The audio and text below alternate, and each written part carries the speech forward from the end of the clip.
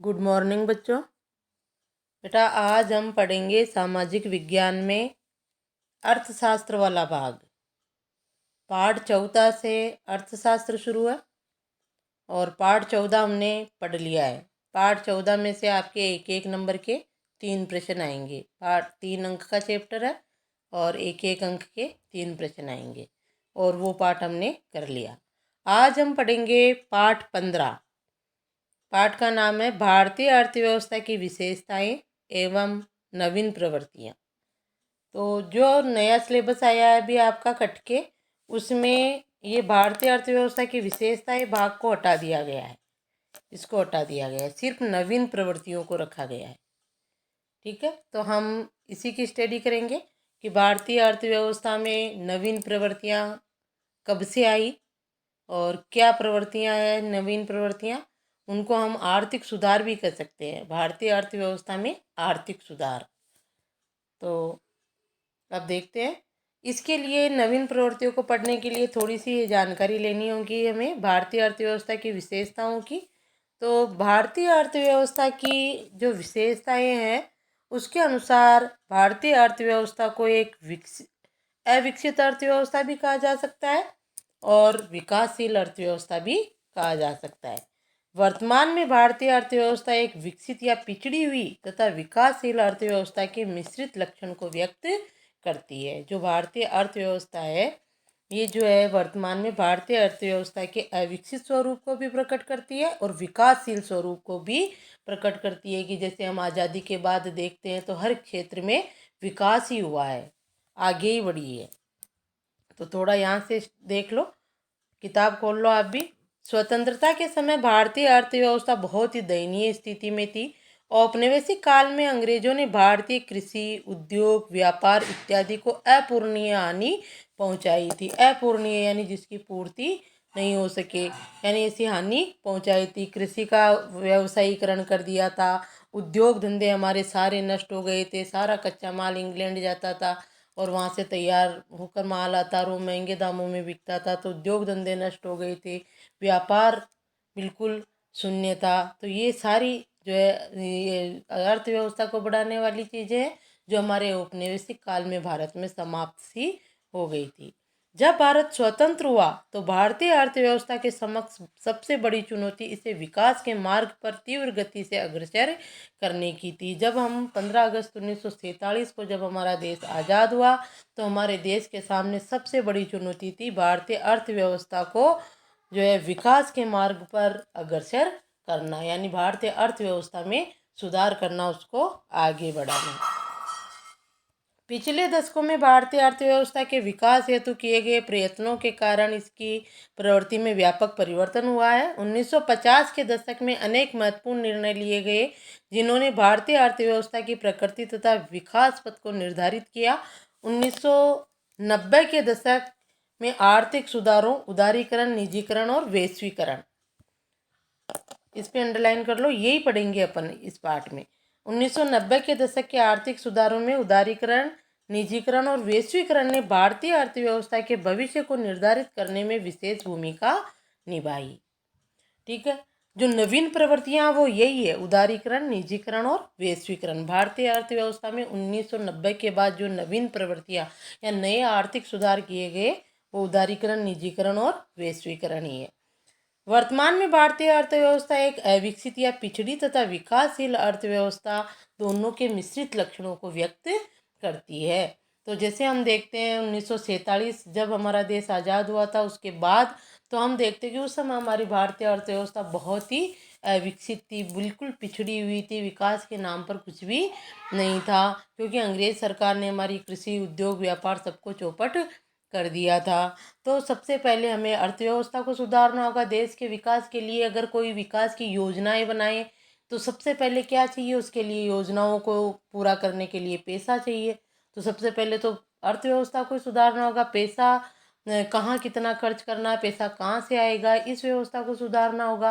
तो इसके लिए जब हमारा देश 1947 में आज़ाद हुआ तो 1948 में ही एक औद्योगिक प्रथम औद्योगिक नीति बनी। 1948 में क्या बनी?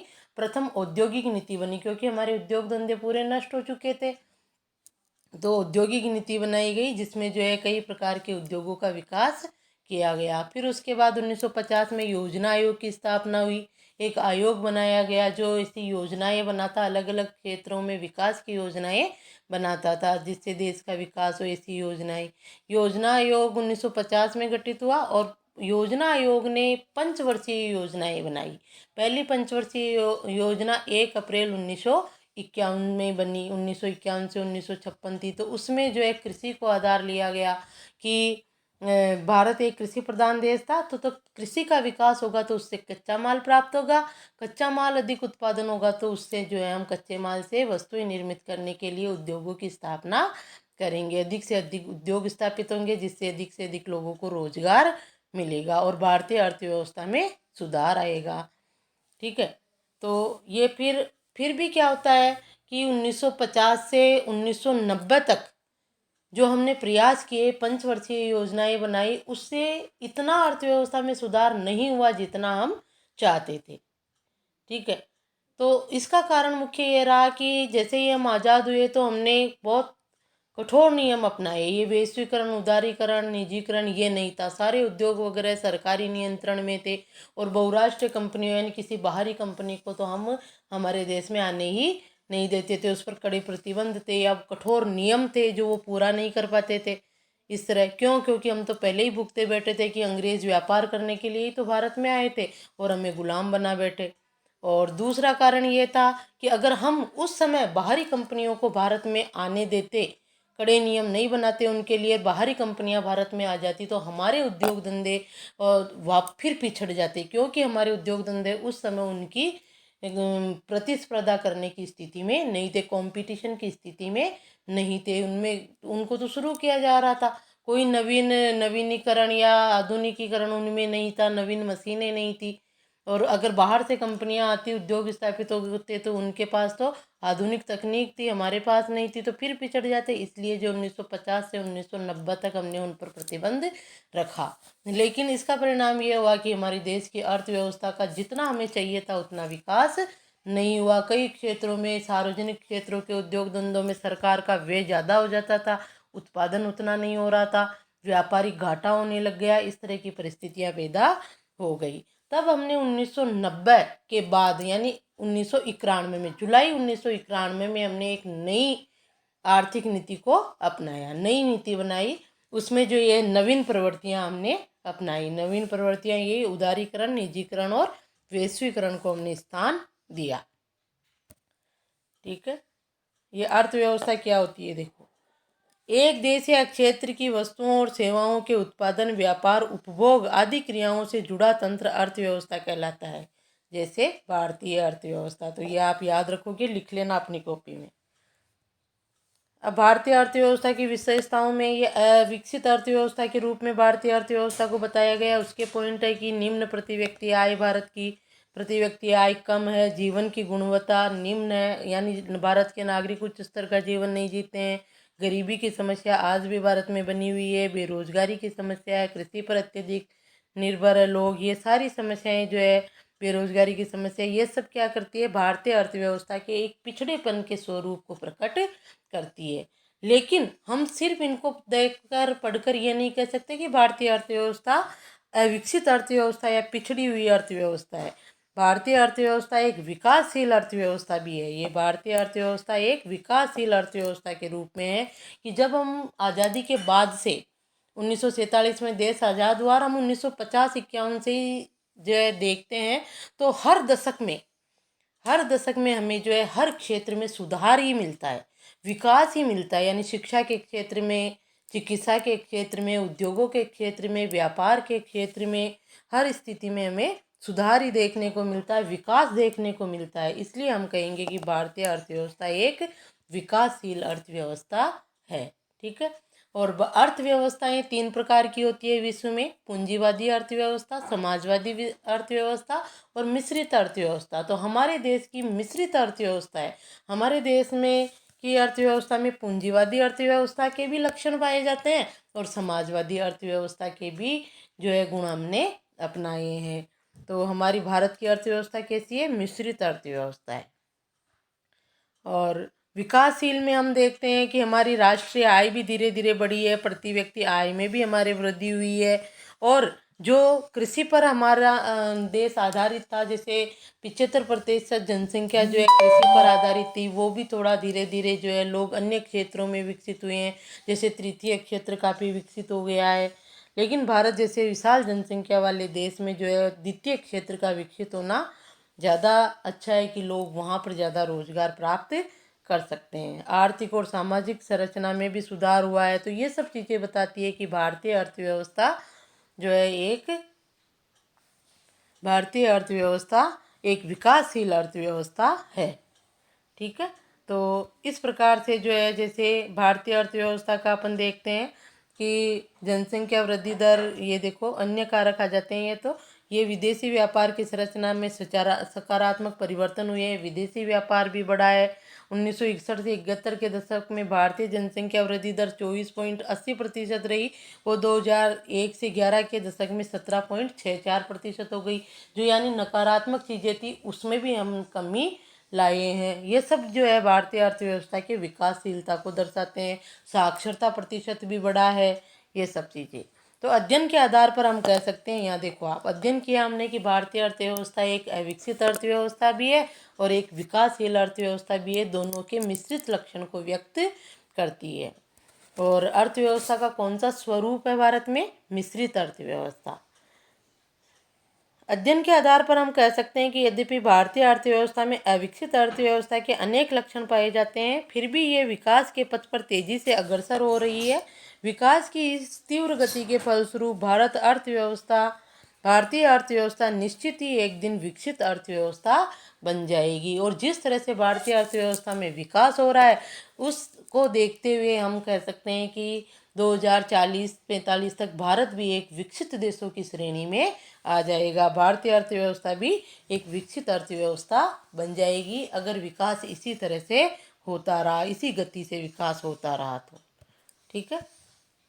तो यहाँ तक तो बेटा आपके कोर्स से हटा दिया गया, लेकिन फिर भी आपको ये याद रखना है। अब देखो, आर्थिक सुधार ये यहाँ से है आपके, और ये नवीन प्रवृत्तियाँ जो है वो यही है। यहाँ लिख लो आप, नवीन प्रवृत्तियाँ। भारतीय अर्थव्यवस्था की नवीन प्रवृत्तियाँ, जो पाठ में नाम है ना, प्रवृत्तियाँ कौन सी है? यही उदारीकरण, निजीकरण और वैश्वीकरण। और यही क्या है भारतीय अर्थव्यवस्था के? आर्थिक सुधार है। नई औद्योगिक नीति बनी थी, यहाँ पे लिख लो, औद्योगिक या आर्थिक नीति। नई आर्थिक नीति या नई औद्योगिक नीति जुलाई 1991 में बनी थी हमारी नई आर्थिक नीति। ठीक है। और उस नीति के तहत ही, नई आर्थिक नीति के तहत ही हमने इन 3 चीज़ों को अपनाया था हमारी अर्थव्यवस्था में। जो नवीन प्रवृत्तियाँ, इससे पहले 1990 से पहले ये हमारी अर्थव्यवस्था में नहीं थी।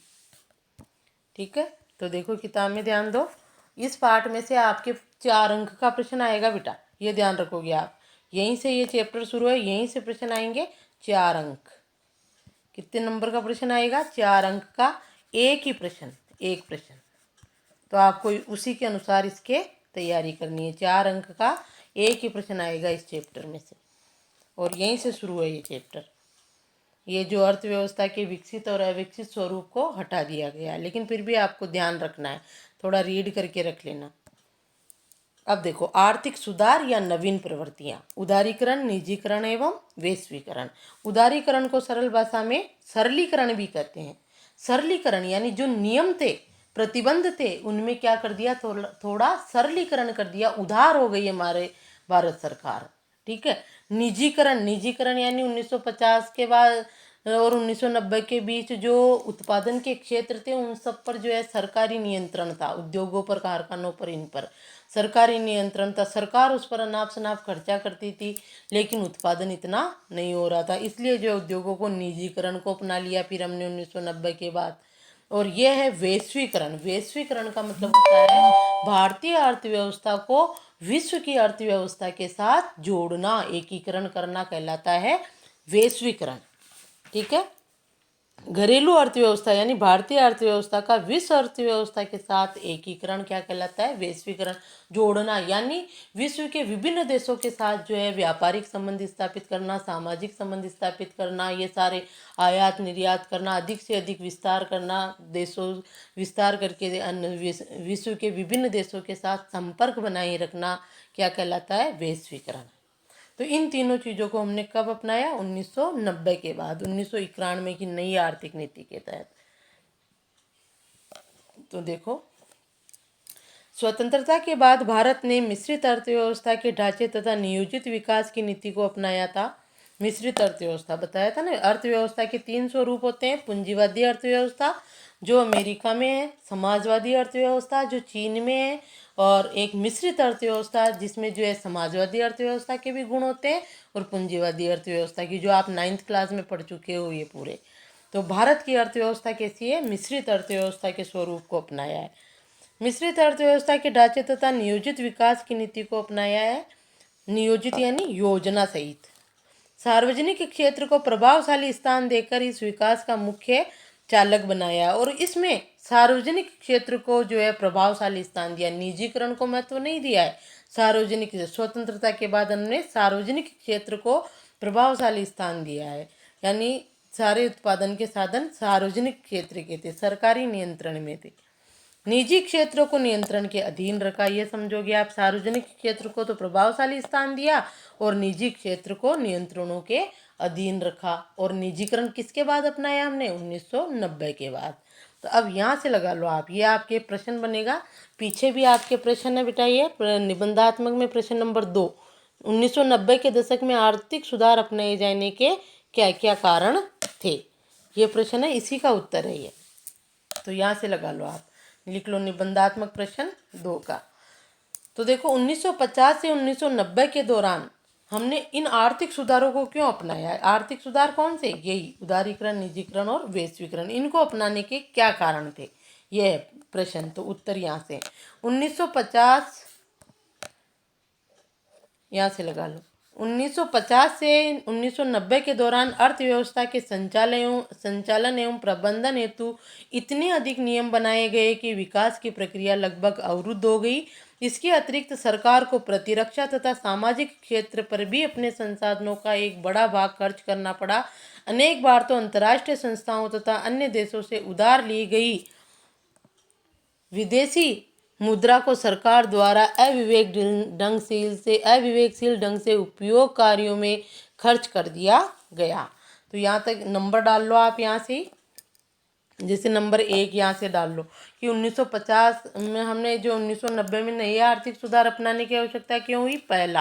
पहला नंबर ये कि 1950 से 1990 के दौरान जो है अर्थव्यवस्था के संचालन में जो है प्रबंधन हेतु इतने अधिक नियम बना दिए गए, यानी कड़े कठोर नियम थे, जिससे कि विकास की प्रक्रिया ही अवरुद्ध हो गई, रुकावट हुई यहाँ तक। ठीक है। इसके अतिरिक्त दूसरा नंबर यहाँ से डलेगा, दूसरा नंबर यहाँ से कि सरकार को प्रतिरक्षा तथा सामाजिक क्षेत्र पर भी अपने संसाधनों का बहुत बड़ा भाग खर्च करना पड़ा।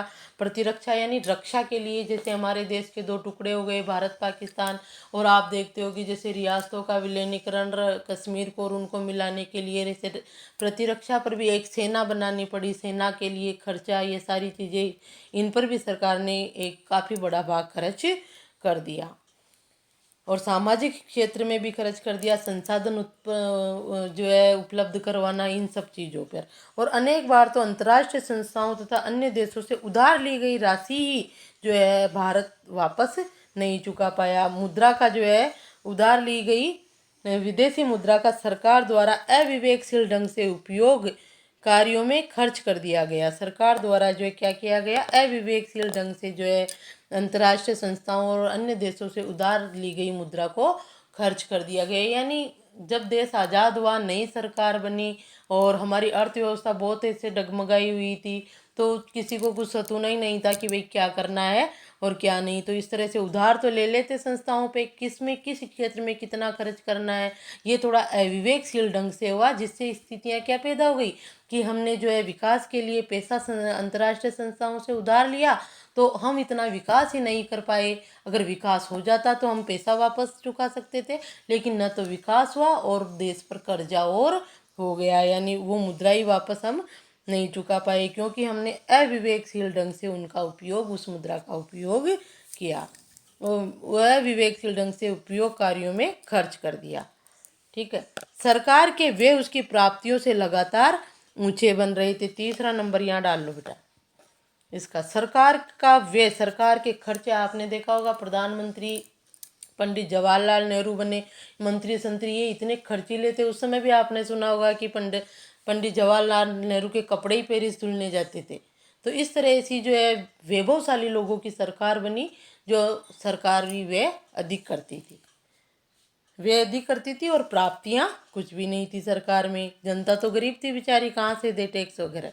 उसकी प्राप्तियों से लगातार ऊंचे बने रहे। इन व्ययों की पूर्ति हेतु सरकार बढ़ती मात्रा में ऋण लेती जा रही थी। इन खर्चों को नियंत्रित करने हेतु कोई सार्थक प्रयास नहीं किया गया। यहाँ तक लगा लो तीसरा। सरकारी नीतियों में राजकोषीय अनुशासन का अभाव स्पष्ट रूप से दिखाई दे रहा था। सरकार जो नीतियां बना रही थी उनमें राजकोषीय अनुशासन का अभाव था। राजकोषीय अनुशासन का अभाव था। राजकीय अनुशासन क्या होता है? राजकोषीय अनुशासन का तात्पर्य सरकार की उन नीतियों तथा प्रयासों से है जो सरकारी घाटे तथा सरकारी ऋणों के भार को कम करने हेतु अपनाए जाते हैं। यानी सरकार ऐसे नियम बनाए, ऐसी नीतियां बनाए जिससे सरकारी घाटा कम हो और सरकार को जो है व्यय से ज़्यादा प्राप्तियां प्राप्त हो। तो घाटा अपने आप ही नहीं होगा, खर्चे से ज़्यादा प्राप्ति होगी।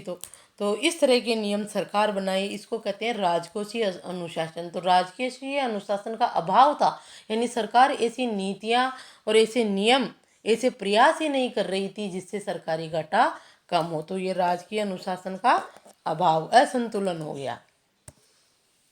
आगे देखो, राजकीय अनुशासनहीनता के साथ साथ भारतीय अर्थव्यवस्था बढ़ते व्यापार घाटे की भी शिकार थी। राजकीय अनुशासनहीनता तो थी, अनुशासनहीनता के साथ साथ क्या होने लग गया?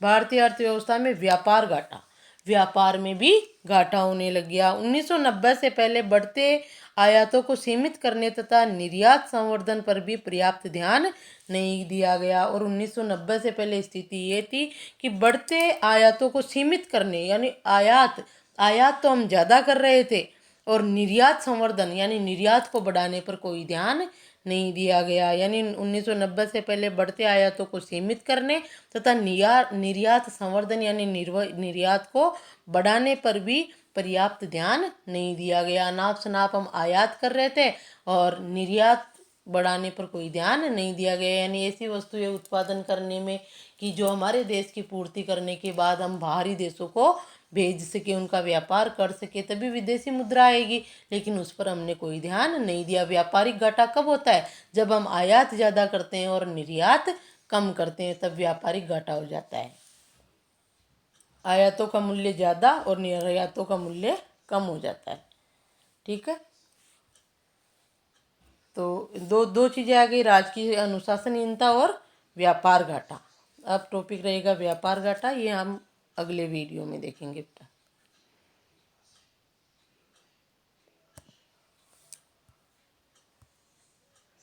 और ये जो प्रश्न है इसका उत्तर अभी आगे और आएगा, जो है ना 1990 वाला, उसमें